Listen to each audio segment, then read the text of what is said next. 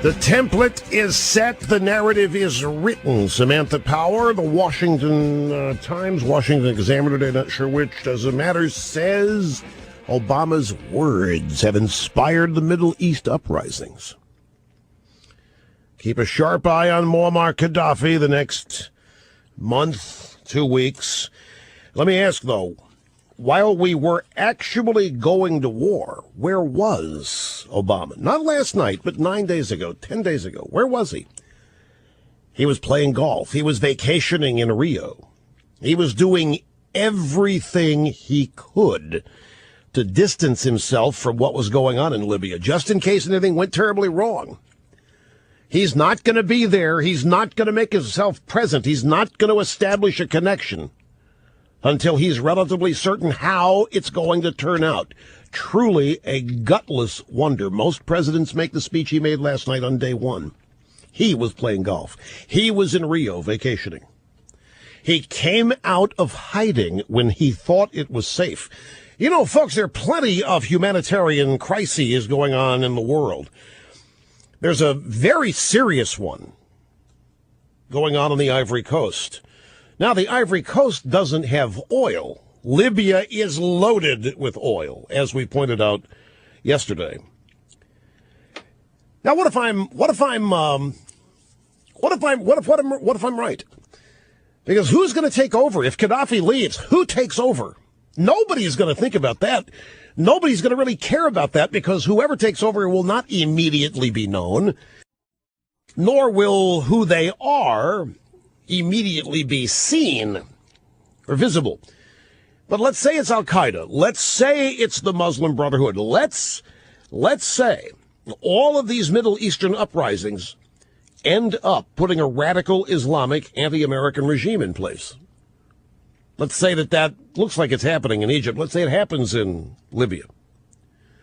Let's say that Obama's words, Samantha Power, inspiring this freedom uprising. That's what they're telling us to believe now. Now, what happens if that's bogus, which we know it is?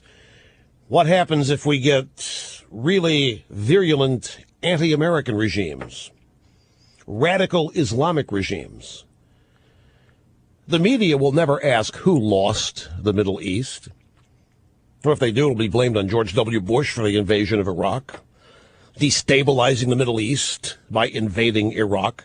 But nobody will ever cite Obama's historic Cairo address to the Muslim world. Nobody will ever suggest that a militant extremist Muslim uprising is because of anything Obama did. This is where we are. This is what we face.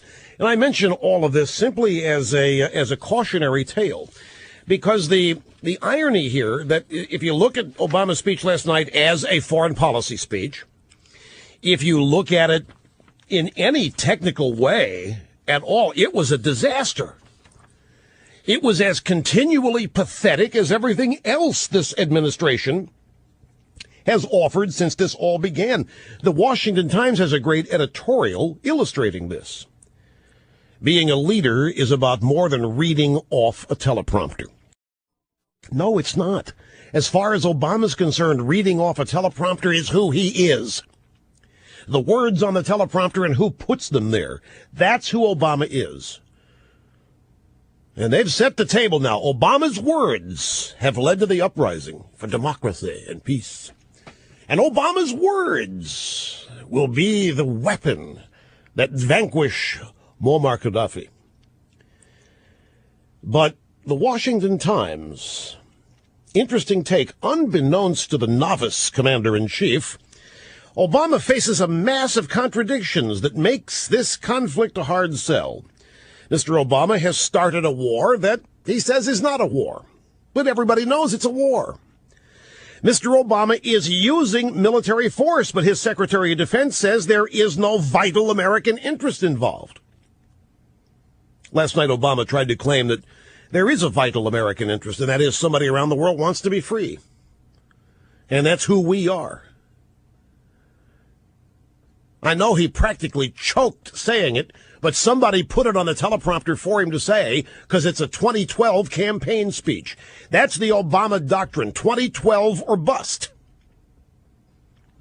Mr. Obama sold the country and the United Nations on a no-fly zone, but coalition forces are targeting Libyan ground troops. We've got special ops on the ground in Libya. Obama said, we'll never have boots on the ground in Libya. Mr. Obama's mandate was to protect civilian lives, but he is actively siding with the rebellion. And the rebels are taking civilian lives. The rebels are killing people, but apparently it's okay when they do it. It's not okay when Gaddafi does it. Mr. Obama has praised the legitimate aspirations of the Libyan people, but many of the rebels are Islamist radicals, even members of Al-Qaeda. But he doesn't dare tell us this last night. Doesn't even mention rebels. Mr. Obama has gone to war to prevent a bloodbath in Libya, he says, but he only offers empty words to innocent Syrians being gunned down by the Assad dictatorship. Mr. Obama has said the United States not seeking to force regime change, but believes that Gaddafi has to go. And this is key, because I know some of you are shouting at me, no, Rush, he said it's not our job to get rid of him. Yes, he did. If you go back and listen to this, Gaddafi has to go. He said, we're not going to do it militarily, but he's got to go. Who says we're not going to do it militarily? I mean, for crying out loud, Jonathan Alter, half the press corps has been praying that somebody would shoot Gaddafi. We had the audio sound bites. They know what's going on. If somebody would just kill Gaddafi, then we can save Obama. That's what they know. It's all about Gaddafi. If I ran the Republican Party, I'd go talk to Gaddafi and I'd say, whatever it takes, don't leave. Well, he's made this a domestic campaign issue. Barack Obama has staked a lot here on what Gaddafi does. So I'd pay Gaddafi to hang in. Build some security at the palace there, what have you. Well, Obama's made it this. Come on, folks, don't give me Obama going out there saying, we're not going to get rid of Gaddafi, but he's got to go. What the hell does that mean? We're not going to get rid of him, but he's got to go. You're Gaddafi, you're sitting there chewing your fingernails. What does this mean? Gaddafi knows the score. They know they want him gone. Gaddafi knows that Jonathan Alter said the other day, it'd be nice if somebody put a bullet in his head. So they probably got Jonathan Alter posters all over the Gaddafi palace with a sharp eye warning to keep out for this guy. Obama said that there were no boots on the ground in Libya. Reports are that some boots have landed, special ops. Mr. Obama said the operation would be handed over to NATO, but the U.S. will still be doing the heavy lifting. NATO, by the way, said they're not going to take it till Thursday. They were supposed to take it tomorrow. But NATO, they're going to delay the handoff until Thursday. I don't know why. The hope is that Gaddafi will leave before then so that Obama can really get all the credit. Mr. Obama said Operation Odyssey Dawn would be limited to days, not weeks, but now it's projected to go on for months. We had that yesterday. And finally, from the Washington Times, Mr. Obama denounced his predecessor, George W. Bush, for unilateralism. Well, the O force has gone to war with no congressional authorization, fewer coalition partners, and weaker support from the Arab world. Obama did trash both Bush and Clinton last night. He trashed Clinton on how long it took in Bosnia. And he trashed Bush on how long it took and how much it cost in Iraq. And it was very clear that Obama's point is, I'm going to get rid of this guy in a lot less time, and it's going to cost a lot less money because I'm much more qualified than those two boobs. Now, I remind you that regime change in Iraq did not take 8 years. It took a day and a half. Once we started the shock and awe. That it was tacky?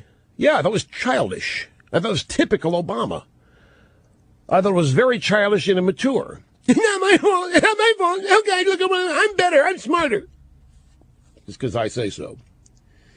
So all these contradictions I just shared with you, they are all of Obama's making, and they are the product of trying to preserve an exalted image that very few people still share. It's about recapturing it. So, folks, Samantha Power, again, the newspaper today, Obama's words inspired all of these uprisings. She said so. the 2 years of Obama talking about this, beginning with the Cairo speech. That's what's responsible for this. If Gaddafi goes, it'll be his words from last night. If they can do that, if they can reconnect, if they can reestablish that Obama's words move mountains, then they have successfully reignited the 2008 campaign.